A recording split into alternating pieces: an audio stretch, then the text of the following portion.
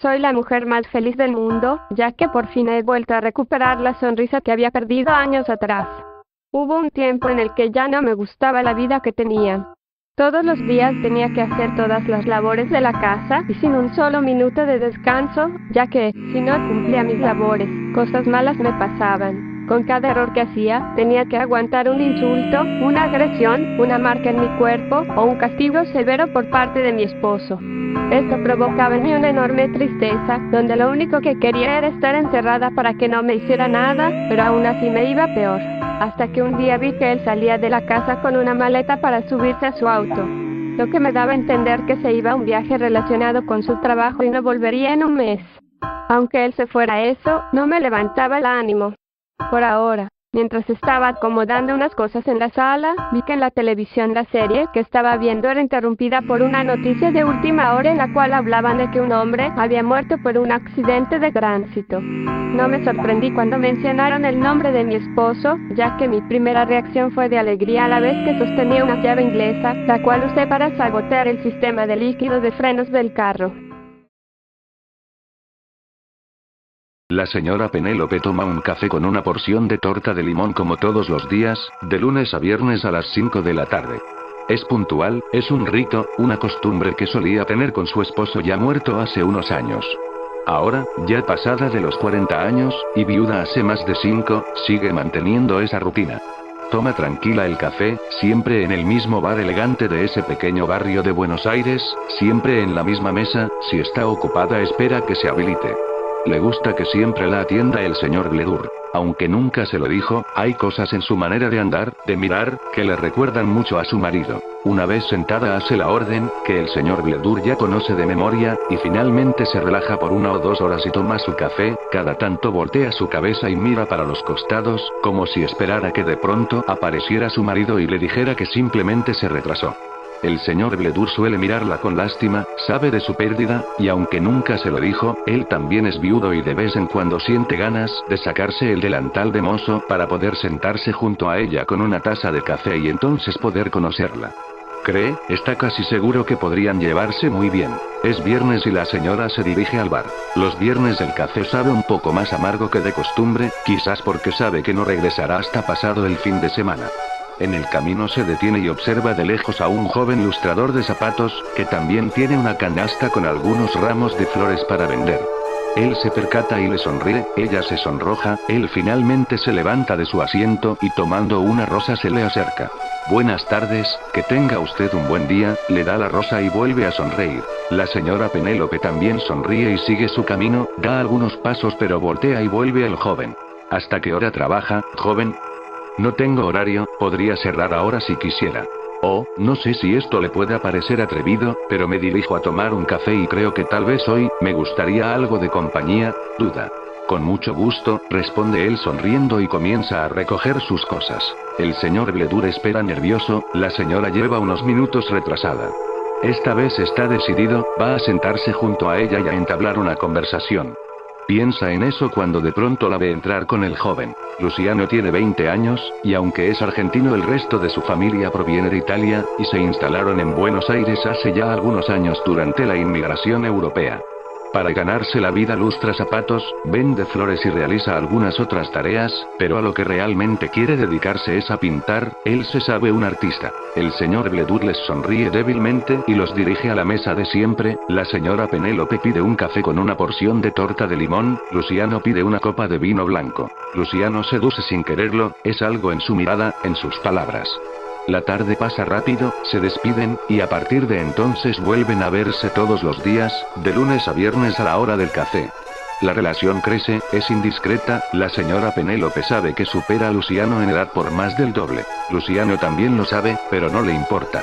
El señor Bledur los atiende siempre, y aunque no comprende el tipo de relación que llevan, sospecha que hay amor de por medio. Hace tiempo que Penélope no siente que su corazón lata tan fuerte como ahora, algo en su rutina de años se ha roto tras la aparición de Luciano, eso la asusta, pero también la alegra. La relación crece velozmente durante algunos meses, primero ella lo besa, luego él la pinta desnuda, y finalmente la pasión y el sexo se apodera de ellos noche tras noche, luego de cada tarde de café. La señora Penélope se levanta un sábado y observa a Luciano todavía dormido junto a ella, tan niño, tan inexperto, tan entregado y enamorado, tan sensible, tan abierto al llanto.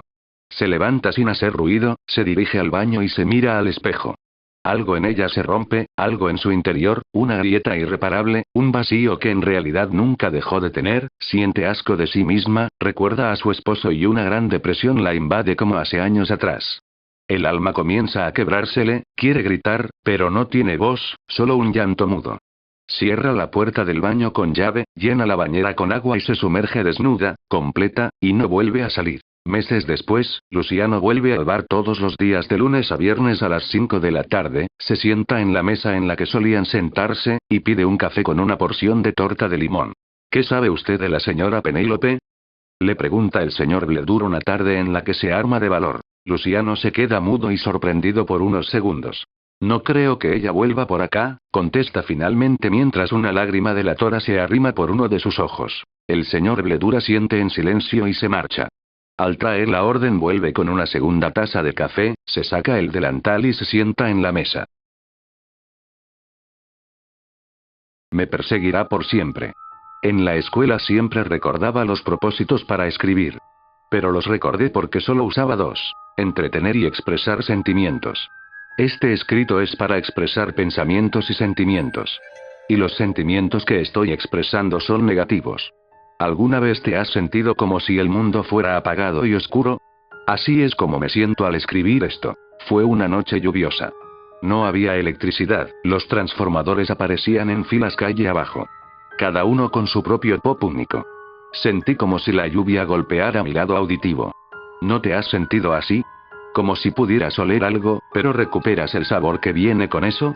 Oyes algo, pero parece que lo sientes.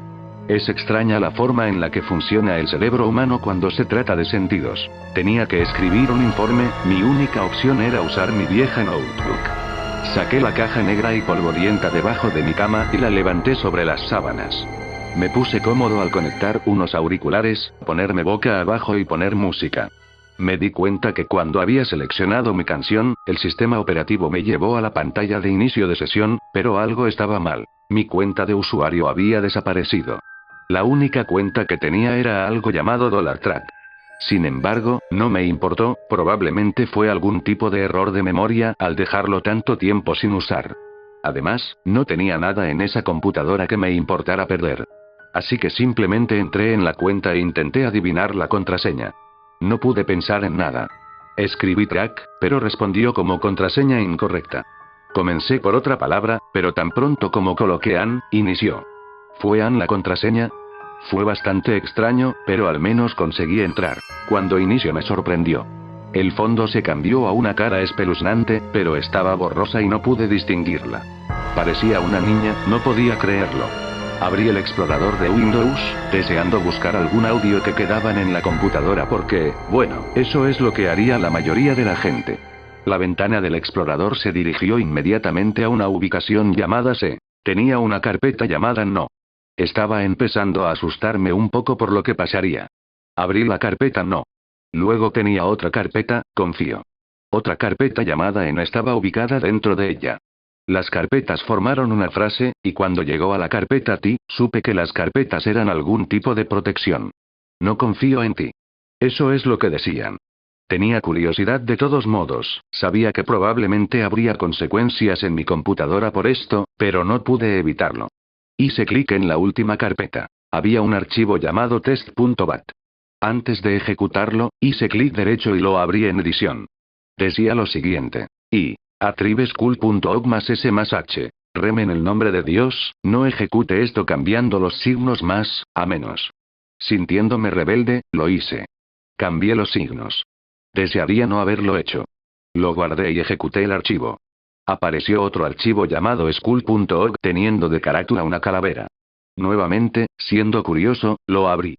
Era solo un clip de música espeluznante de 1:45 de duración de los años 90s.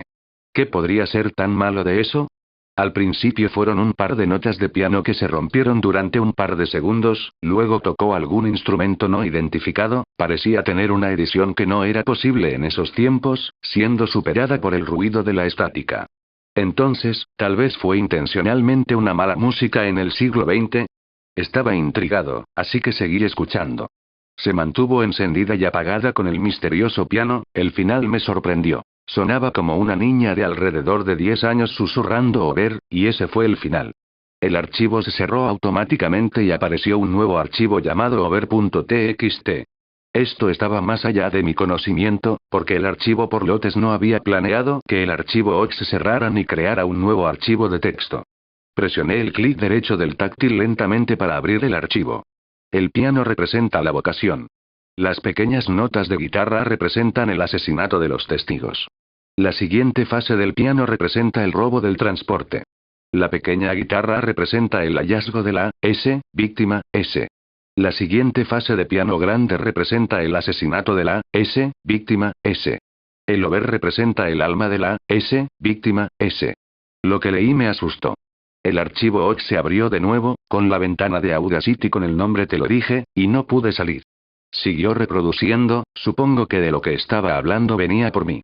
Y ahora escucho la pequeña fase de guitarra y la puerta se abre con un chirrido lentamente.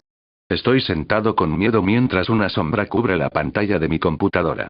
Me quedo quieto con terror, esperando que eso me ignore. Así que aquí estoy.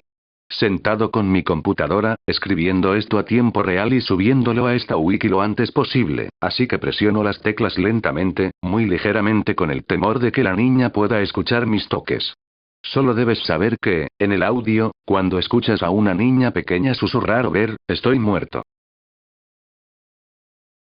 A mi papá nunca le ha gustado la Navidad. Bueno, no es que no le guste, es solo que nunca quiere festejar la Navidad con una cena navideña. En toda mi niñez e infancia he pasado la Navidad sin esa tradición de la cena de Nochebuena. Mi mamá siempre ha dicho que eran temas personales de mi padre y que no me entrometiera, y durante mucho tiempo respeté eso. No le he preguntado el por qué desde ese entonces, pero una noche me cansé, la maldición de la naturaleza humana. La curiosidad me abatió y finalmente me dejé llevar. Justo en Nochebuena se me ocurrió preguntarle: papá, ¿por qué no podemos celebrar la Nochebuena con una cena?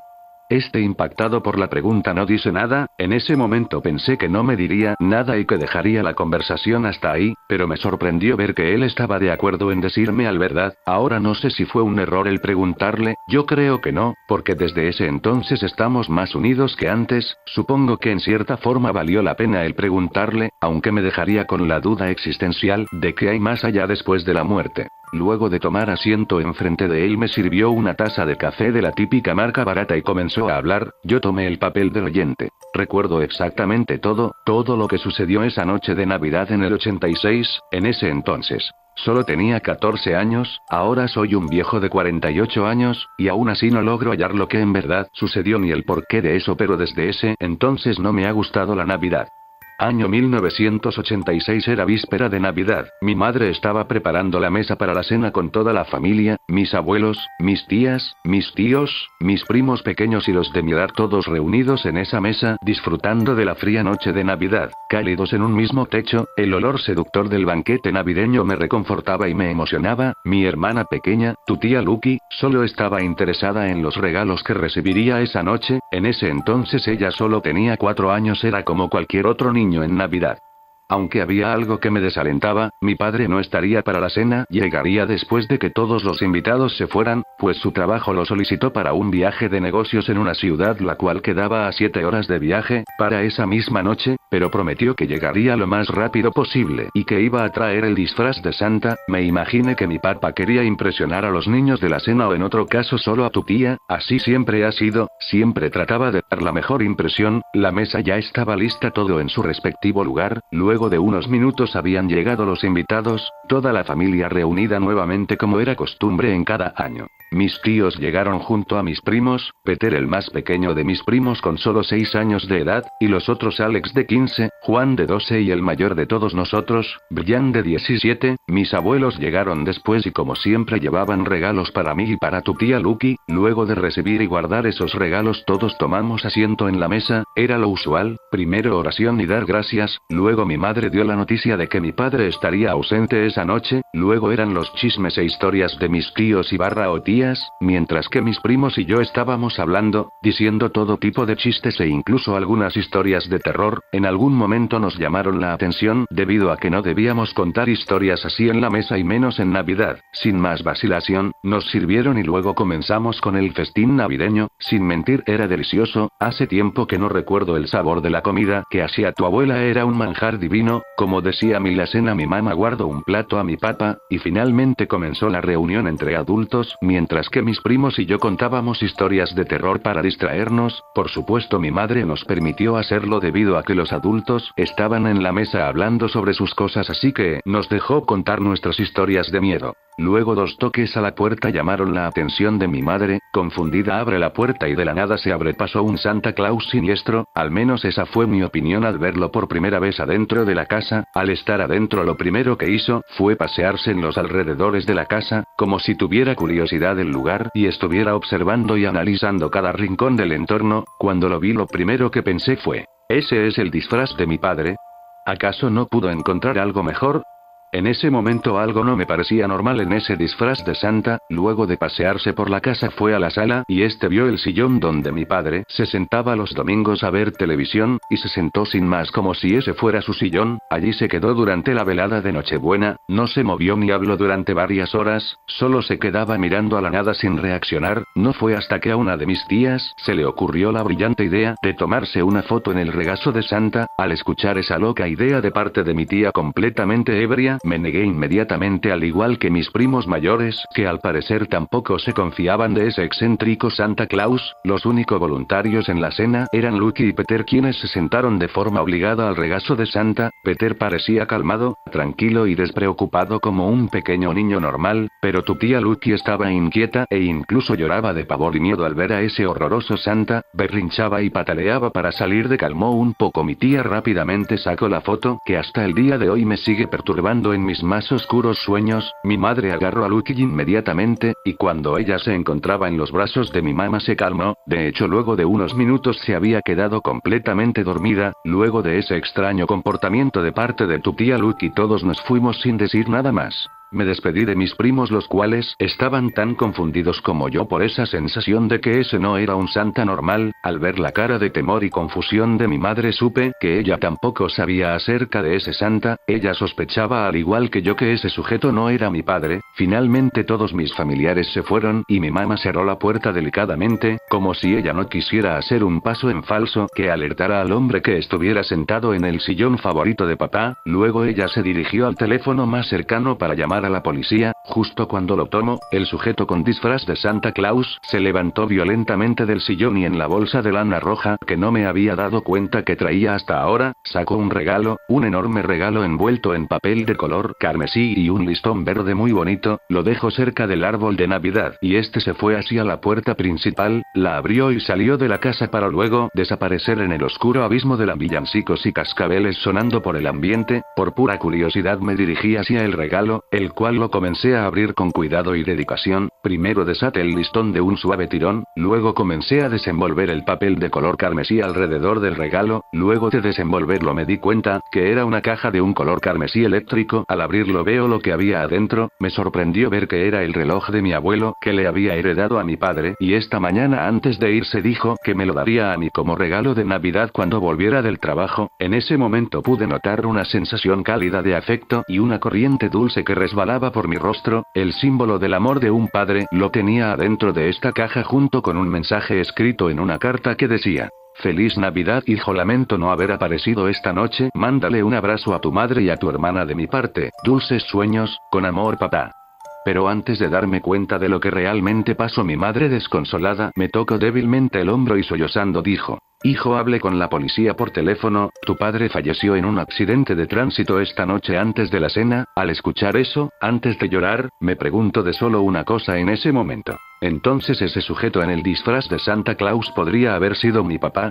Al terminar de contarme lo que había pasado, el motivo del por qué mi papá nunca quiso celebrar la Navidad con una cena en la medianoche, me quedé sin palabras, era incapaz de decir algo en ese momento, mi mente era atormentada de preguntas e interrogantes que mi papá no podía contestar aunque quisiera. El mar de dudas fue interrumpida por mi padre, quien se levantó de su asiento y comenzó a buscar una caja que tenía escondida en el ático de la casa. Tras tanto buscar finalmente pudo encontrarla y empezó a hurgar en ella, entre recuerdos y objetos olvidados llenos de polvo. Agarró una foto en la cual él aseguraba que es la misma en la que se encontraba la tía Lucky sentada en el regazo de ese tal Santa Claus. Al verla no lo podía creer, no podía creer que era auténtica la foto y el relato de mi padre, todo lo que decía era cierto. Podía ver a mi tía llorar de terror en el regazo de ese tétrico y horrendo Santa Claus, lo que era probablemente esa cesante duda existencial surgió nuevamente. Es posible que exista algo más allá de la muerte y esto es prueba de ello.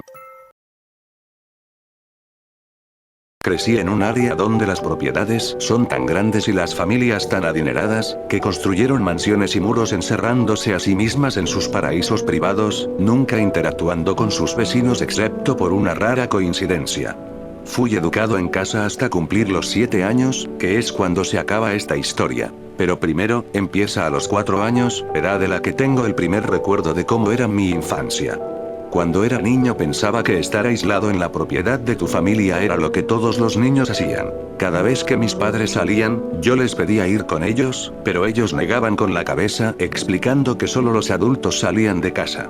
Aparte de esto nunca pedí juguetes o cosas, así que desarrollé lo que mis padres describían como una imaginación salvaje. Empecé a entablar relaciones con los muebles de casa, conversaba con ellos a todo horario y les puse nombres a todos y a cada uno de ellos. Mis padres parecían disfrutar mi imaginación más y más, incrementando dramáticamente la cantidad de muebles en la casa. Mi padre siempre se había considerado a sí mismo como un manitas, alguien con la habilidad de trabajar con las manos, y a menudo me comentaba acerca de su gusto de construir cosas y de cómo había creado algunas de sus piezas. Y así pasaron 3 años de profunda relación emocional que desarrollé con los muebles de mi casa. Arnold era el sofá del living que parecía moverse de arriba y abajo según me reclinaba encima de él para leer libros. Sofía era mi cama que se movía suavemente meciéndome de un lado a otro para que me durmiera, a veces podía incluso oírla tararear delicadamente.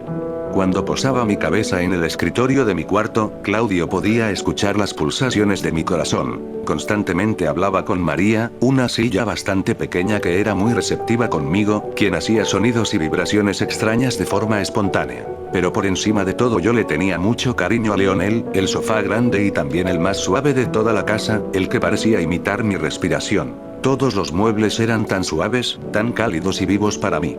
Es curioso lo rápido que pueden cambiar las cosas. Era un lunes, mi 7º cumpleaños y mis padres estaban en su taller construyendo un nuevo mueble como regalo. Una mujer se había perdido conduciendo a través de la ciudad y, aunque nuestros portones estaban bien cerrados, de alguna forma se las arregló para pasar. Llamó a la puerta y yo me sobresalté, ya que no había oído a nadie acercarse a la casa nunca antes. Cuando abrí la puerta su expresión se desfiguró de horror y espanto. Ella vomitó de repente, supongo que fue por el nauseabundo olor que desprende mi casa, aunque ya me había acostumbrado. Después me tomó en brazos y comenzó a correr, alejándome de aquel lugar. Mañana cumplo 27 y he estado intentando decidir si debería sentarme en la habitación donde mis padres van a ser ejecutados. Los titulares los habían etiquetado como monstruos. Nunca fueron clasificados como asesinos porque nadie murió, pero fue mucho peor que eso. 167 personas para hacer 71 muebles, esos son 664 extremidades reensambladas de formas que nadie debería imaginarse. A veces la gente cree que soy budista porque no hay muebles en mi apartamento. Mis padres eran cirujanos, y yo solía hablar con los muebles. Puede que recuerden haber oído acerca de ello en las noticias, pero en julio del 2008 hubo un hilo de personas desaparecidas en el distrito universitario de Seattle. 20 personas desaparecieron, todas ellas estudiantes de la Universidad de Washington. Sus cuerpos nunca fueron encontrados, y nunca se recuperó evidencia significante. Fueron presumidos muertos, principalmente por la angustia y el dolor de las personas que se preocupaban por ellos. Aparte de la gente desaparecida, no mucho del caso fue revelado al público jamás. Y a eso es a lo que le vengo a poner remedio. La gente tiene el derecho de saber estas cosas. Por ahora, el caso ha sido congelado, y todos los documentos relacionados están ahora en el archivo clasificado que los empleados del DPS llaman jovialmente el congelador. Los investigadores han seguido muchas pistas, pero todas ellas los dirigen a caminos sin salida. Ellos juraron quijotescamente llevar al criminal, o criminales, a la justicia, pero cuando todos sus intentos de mover el caso hacia adelante fallaron, ellos se echaron para atrás como gatitos asustados. La pista más prometedora, sin embargo, había sido una que se reveló relativamente temprano en la vida del caso, alrededor del mes de septiembre del mismo año. Resultó que todos los estudiantes abducidos poseían la misma computadora Apple. Esto pudo haber sido una mera coincidencia, pero una investigación complementaria hecha por el equipo forense mostró que cada estudiante había usado un servidor proxy tiempo antes de su desaparición. Para aquellos que no saben, un servidor proxy es un intermediario web usado a menudo para mantener la actividad lo más anónima posible, disfrazando la dirección IP, que, de nuevo, para los que no saben, son esencialmente series únicas de números dadas a cada computadora conectada a Internet. Con conocimiento básico y un poco de habilidad, es posible encontrar la ubicación exacta de alguien usando su dirección IP. Los servidores proxy operan con direcciones IP separadas, usualmente con ubicaciones muy alejadas de sus usuarios. Entonces, los estudiantes estaban usando direcciones IP alteradas. Pero, ¿por qué? ¿Estaban escondiéndose de alguien? Los servidores proxy son, después de todo, la mejor manera de esconderte en Internet. Mientras el equipo forense continuaba recopilando información de los discos duros de los estudiantes abducidos, más y más similitudes fueron encontradas. Algunas de ellas ciertamente pudieron haber sido coincidencias, pero otras, definitivamente no lo eran. Este es un segmento del reporte escrito por la computadora del equipo forense, detallando las similitudes entre las 12 computadoras. Todas las computadoras llevaban instaladas el navegador Google Chrome. Todas las computadoras usaban iTunes, cada una con aproximadamente 50 GB de música. Todas las computadoras usaban servidores proxy. Todos los servidores proxy tenían direcciones IP en Islandia. Todas las computadoras usaban proxies ubicados en Islandia. Lo cual era raro. Pero el reporte no terminaba ahí. Continuaba. Todas las computadoras tienen Microsoft Word instalado, aunque parece no haber ningún documento guardado en ninguna de las carpetas de ninguna de las computadoras. Eso es normal. Mucha gente guarda sus documentos en carpetas en sus escritorios o en discos duros externos. Los escritorios de todas las computadoras están completamente vacíos, a excepción de un documento que aparece en el centro de todo, titulado Lita Abac. El documento no tiene texto. Ahí es donde empieza lo extraño. Lita Abac es islandés, que significa algo como mira hacia atrás o ve detrás de ti. Parece que ese documento en el escritorio es el único documento guardado en cualquier parte de todas las 12 computadoras. Una vez es una coincidencia. Dos también. Pero 12 veces. ¿El mismo documento guardado en el mismo lugar con el mismo nombre? Es imposible. El reporte continuó por un tiempo luego de eso, pero con nada cercanamente significante. Cuando los teclados fueron investigados para buscar huellas dactilares, ninguna de ellas coincidió. No hubo nada que las conectara aparte de los documentos. Los especialistas forenses se asustaron con lo que consiguieron, pero ninguno de ellos reportó nada sospechoso o paranormal. Los proxies en Islandia y los documentos con títulos en islandés llevaron a los investigadores a buscar otras conexiones entre Islandia y los estudiantes desaparecidos.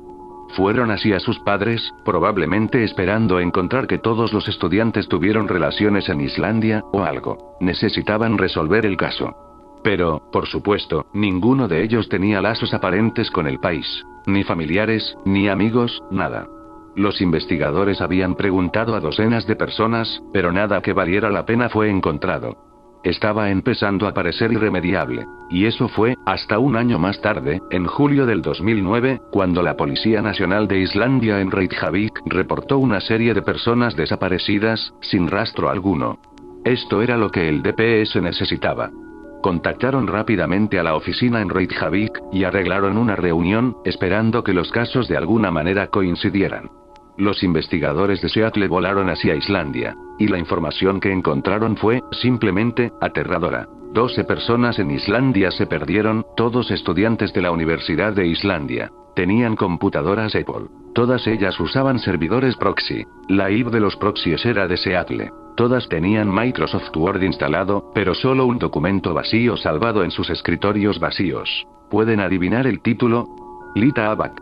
Cuando ambos equipos de investigación compartieron su información, las cosas finalmente parecieron brillantes, para ambos casos. Este era obviamente el trabajo del mismo criminal. Tenía que haber sido así. Ellos iban a capturar a quien sea o lo que sea que hubiera hecho esto, en el nombre de la justicia aun cuando no había cuerpos para encontrar, y según todo lo que sabían, todos los estudiantes perdidos pudieron haber estado vivos y en paz. La ráfaga de optimismo terminó unos días después, cuando el equipo forense de Islandia buscó huellas dactilares en las computadoras, solo para encontrar que ninguna de las huellas coincidía.